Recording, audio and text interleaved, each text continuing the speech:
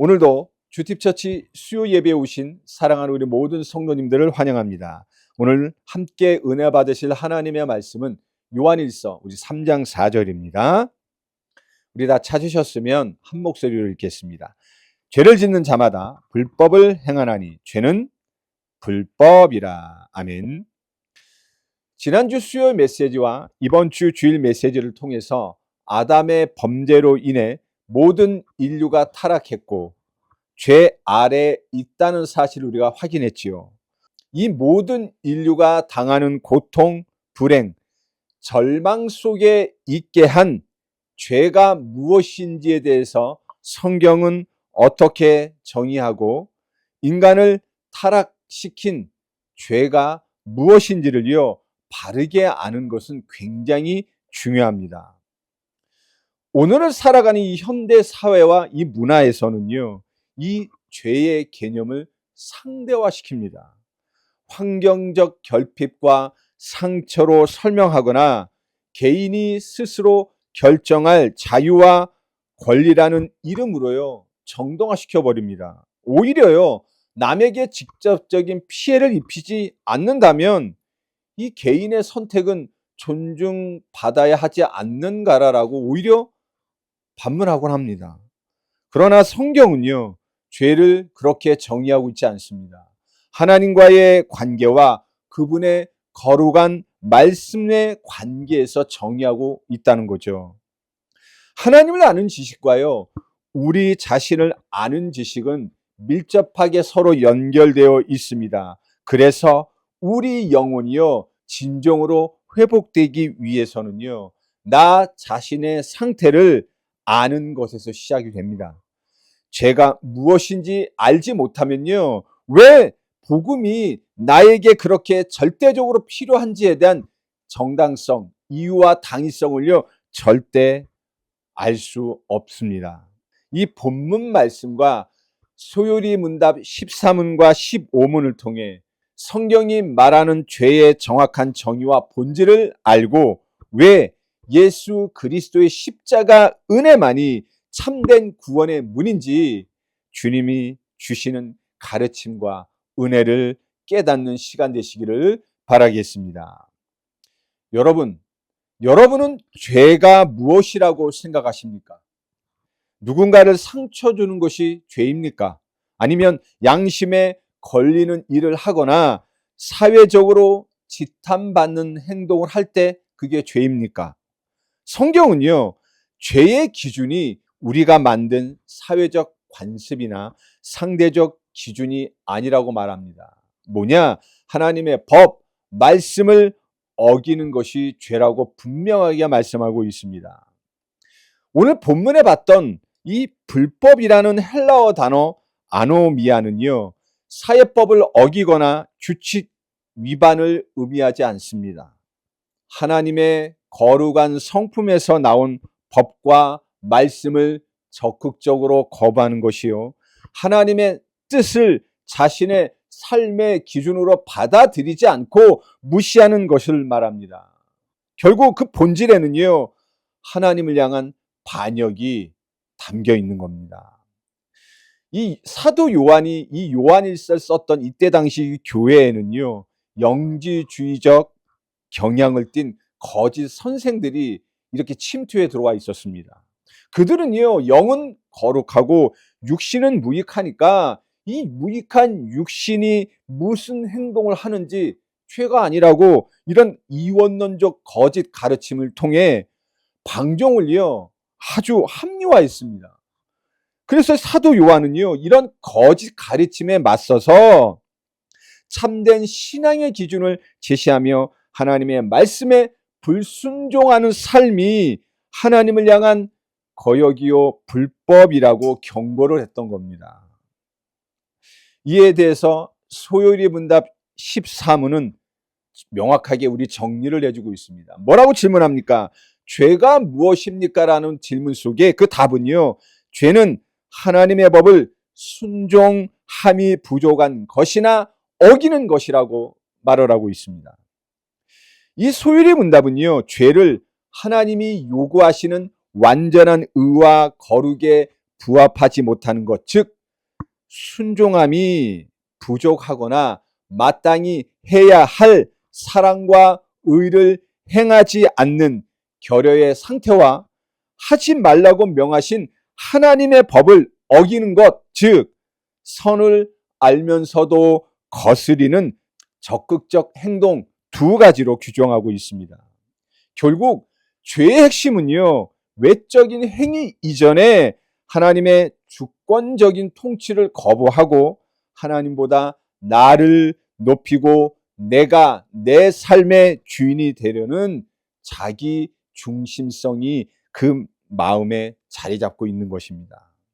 그래서 칼빈은요, 그에 져서 기독교 강요에서 죄를 나눌 때 인간의 본성 자체가 하나님의 법에서 벗어나 있는 상태라고 강조했던 겁니다. 죄는 단지 몇 가지 나쁜 행동의 목록이 아니라 하나님과의 관계에서 벗어난 존재의 방향 자체라는 겁니다. 여러분 기억하십시오. 예를 하나 들겠습니다. 만약에 여러분들이요, 축구 경기를 지금 하고 있다고 한번 이렇게 가정을 해보시기 바랍니다. 이 축구에는 규칙이 있지요. 손으로 공을 만지거나 이렇게 손으로 상대방을 잡아 끌거나 발로 걸어 넘어뜨리면 반칙이죠. 예, 이 규칙은요, 심판이 그때그때 자기 기분 따라서 막 정하는 것이 아니라 이미 이 축구 경기 하기 전에 정해놓은 기준입니다. 그런데요, 어떤 선수가 지금 상대편 골문 앞에서 손으로 공을 만지고 손으로 그냥 집어넣었어요. 그러놓고 뭐라고 말을 하냐면, 제 스타일대로 경기한 건데요, 이렇게 말했다고 하면 어떻겠습니까? 심판이 그래 잘했어 이럴까요? 아니라는 거죠. 심판은요, 그 말과 그 선수의 이렇게 손으로 핸들링을 범하고 손으로 골대에 이 공을 집어넣은 것을 인정하지 않습니다. 축구 규칙은요, 선수 개인의 기준에 있는 것이 아닙니다. 이미 우리가 게임하기 전에 밖에서 이미 만들어 놓은 법이에요. 그렇잖아요. 이 죄도 마찬가지라는 겁니다. 우리 사람들은요, 자기 기준에서 나 정도면 나쁘지 않은 삶을 산 거 아니야? 라고 말할 수 있고 말하고 싶어 합니다. 그러나 하나님 앞에서요, 그 말이 통할까요? 아니라는 겁니다. 그 기준은 이 사람이 삶을 잘 살았는지 못 살았는지의 기준은 누구에게 있습니까? 하나님과 하나님이신 말씀, 그 법에 있다는 겁니다. 지금 우리 사랑하는 성도님들의 삶을 다스리고 있는 기준은 뭡니까? 한 주간 동안이요, 이 세상에 살면서 이 세상의 성공 방식이나 내 감정이 기준이 되어 있지는 않습니까? 그래서 하나님 말씀에 불순종하면서도 다들 뭐 이렇게 사는데 뭐 나도 어때? 라고 혹시 타협하고 있지는 않으십니까? 우리는요, 오랜 신앙생활 속에 있다 보면 죄를 습관적인 나쁜 행동 정도로 축소시키는데 어쩌면 익숙해 있을 수 있습니다. 그러나 우리는요, 하나님의 법과 말씀을 정말로 그 어떤 상황 속에서도 나의 절대 기준으로 삼고 있는가? 아니면 이 세상의 기준, 혹시 자기 자신만의 기준을 가지고 나의 모든 행동의 지침으로 삼고 있는지 한번 질문하고 생각해 봐야 됩니다. 하나님의 기준에 미달하는 모든 마음의 태도, 불신앙, 율법을 적극적으로 어기는 행동은요, 모두 하나님 앞에서 죄입니다. 불법입니다. 이 사실을요, 여러분 인식하시고 그 기준에 벗어나 있다면 빨리 돌이키셔야 됩니다. 그걸 보고 우리는 회개라고 하는 겁니다.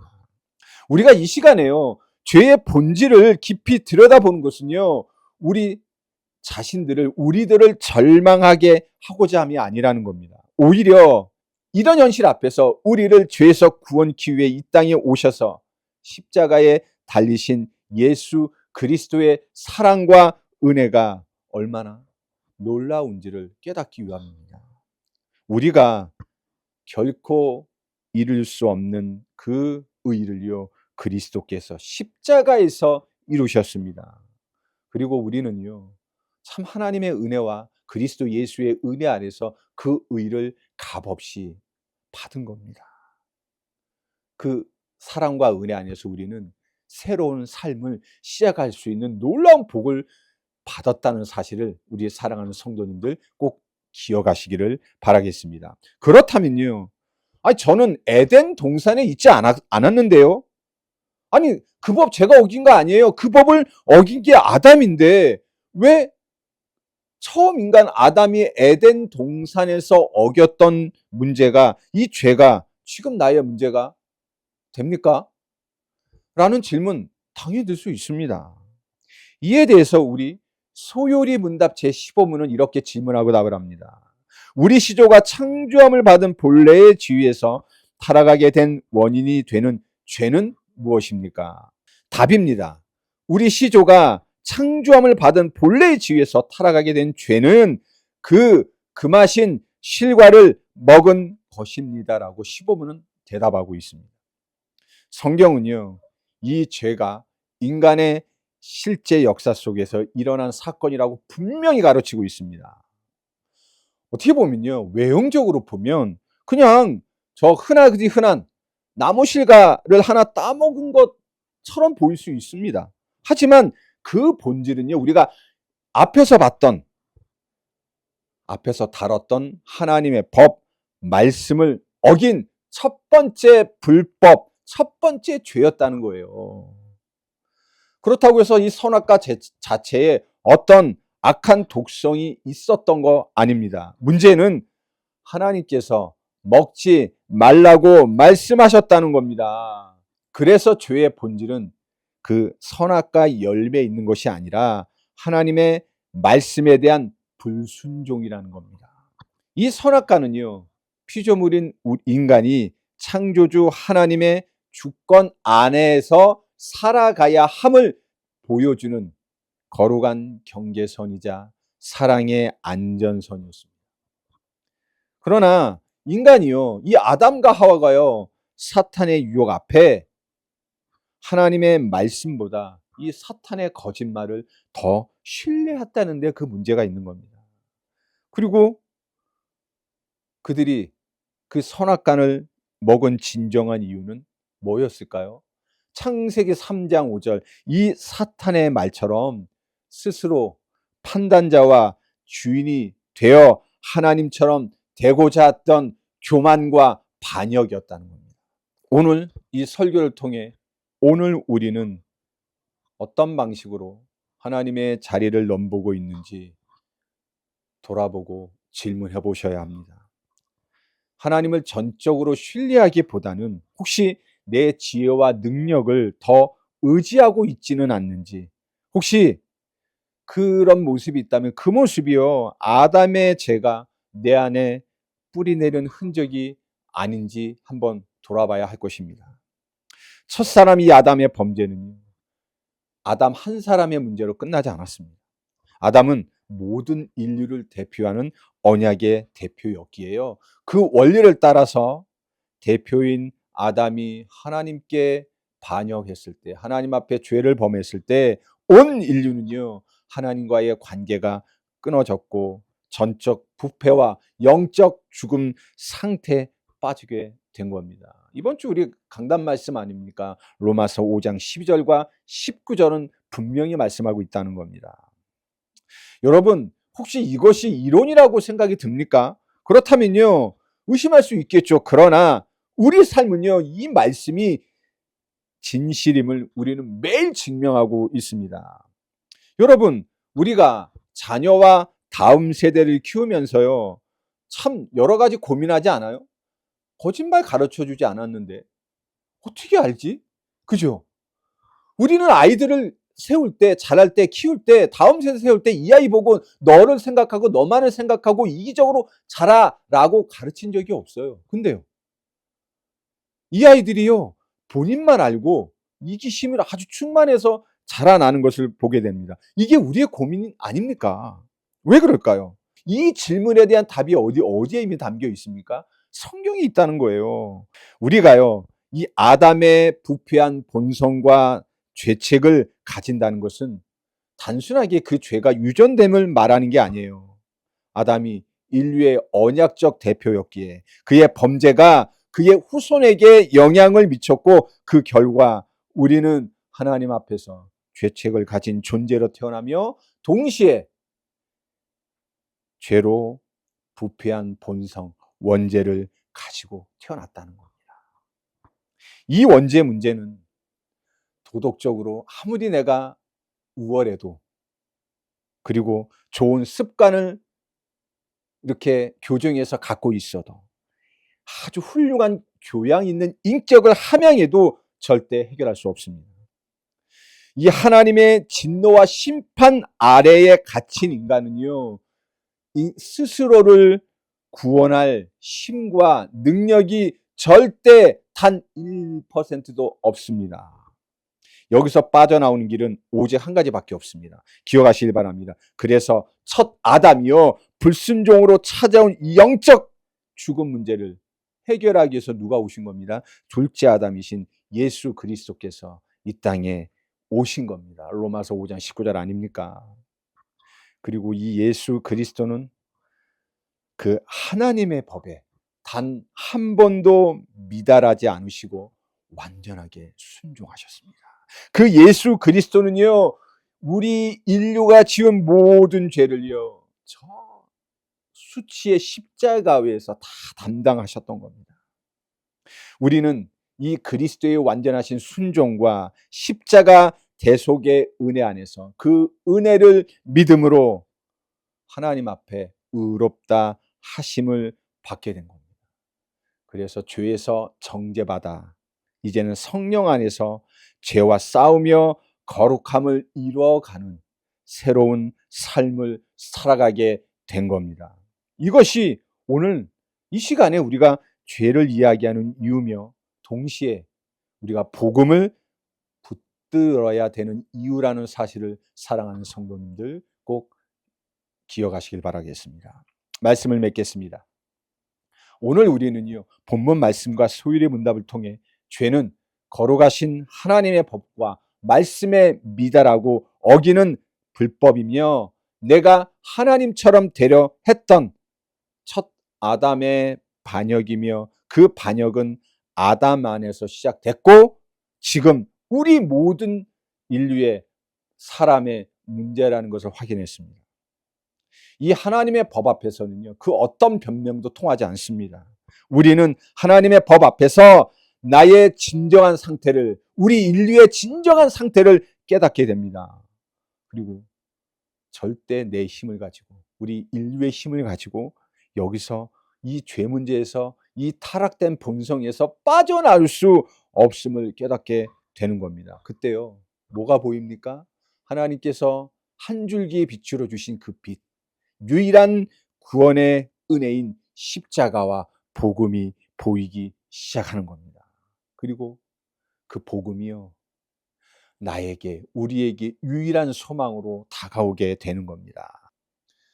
그래서 오늘 우리에게 필요한 것은요, 하나님 앞에 나의 연약함과 죄를 인정하고요, 오직 주님의 사랑과 자비와 은혜를 구하고자 그리스도 예수의 십자가 앞에 나가야 하는 겁니다. 이 시간, 지금까지 내 삶의 기준이 혹시 나 자신이었는지, 아니면 하나님의 법, 하나님의 말씀이었는지 한번 돌아보시길 바라겠습니다. 그리고 그 자리에서 혹시나 나도 모르게 붙잡고 있었던 나의 의를 다 내려놓으십시오. 그리고 오직 그리스도 예수의 완전한 의, 대속의 은혜만을 붙드는 결단 속에 이젠 하나님 앞에 죄를 범한 이 불법적인 삶은요, 다 청산하시고 오직 주님의 거룩한 말씀과 이 법만 즐거이 따르고 순종하는 이런 은혜의 삶을 살아가시는 우리 주tip처치 모든 성도님들 되시기를 주 예수 그리스도 이름으로 축원합니다. 아멘.